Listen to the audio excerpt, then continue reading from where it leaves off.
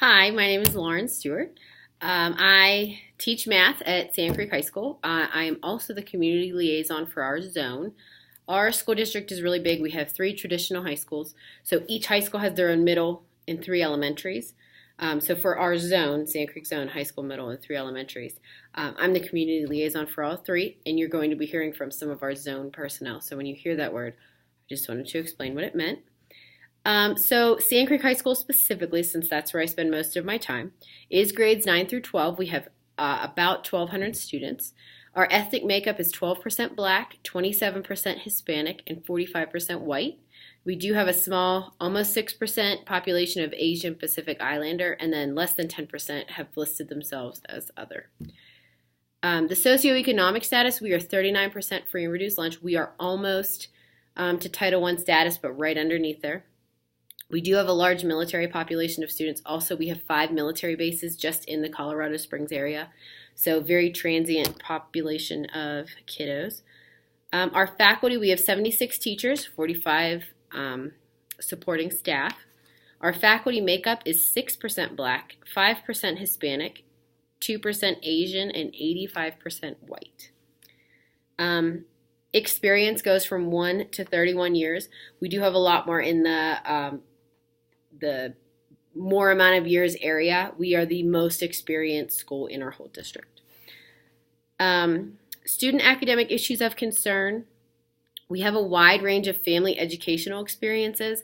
So some parents that never finished high school all the way up to some that might have doctorate degrees. So the level of support that is at home is very different for every kid. We also have a culture of apathy around schoolwork. Students don't really value it. It's hard to get it ingrained in them. It's hard to get their parents on board. So that's something that we struggle with. We also, which doesn't sound like a struggle, have a phenomenal SPED department. We're very well known for the programs that we implement, for the work study options that we have for our special education students. So a lot of people choice in here that are special needs, which isn't a bad thing, but it does present some academic concerns. So the field experience activity we did was to interview some administrators and administrative personnel about the vision. What vision is currently in place? How was it developed? How do you think about the vision? What does it say to you? And maybe how personally do you feel about the vision, which you'll see in a little bit. As an upcoming administrator, I think it's important to promote student success and to use that vision to really drive every single decision that you make. After doing this, I see that that really doesn't happen, but I do think theoretically that's what you should do. And as the administrator, you should also be the person that is involved in developing it, articulating it, putting it out there, making sure the staff is on board, the students are on board, and everyone really knows the vision. I think you kind of drive the ship.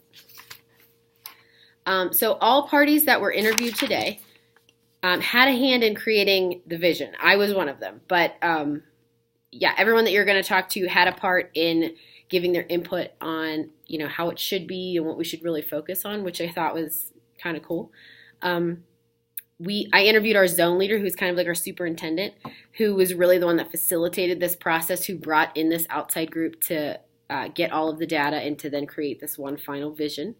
You're also going to hear from an administrator in the school, an instructional coach, and a data analyst, who all have a different view of kind of what the vision is and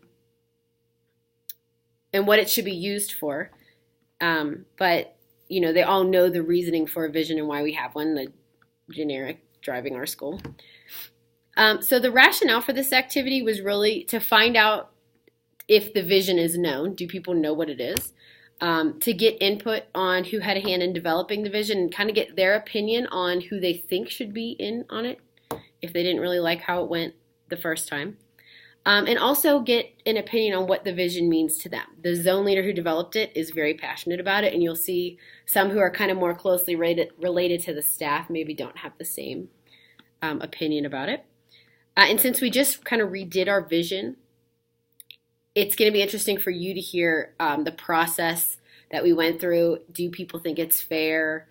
And then really, was it implemented with fidelity? Do people even know what the vision is?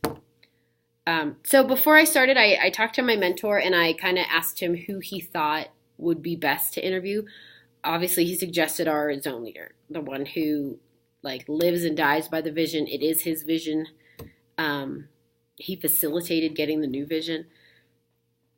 You're going to hear from our administrator of workplace learning because she is the most honest person in our building. So it's going to be interesting to kind of hear her take on it and what she believes a vision should be. He also suggested the third person you're going to see is our instructional coach because she very much works with the implementation of strategies for teachers to use. So she's very close to the staff and kind of how does this tie into what we're doing in our classrooms. And then the last one was Andy, who's our data analyst, but he was a teacher leader last year, so he's very close with the staff. So it was kind of neat to see his opinion through this. Okay, so next up are our interviews.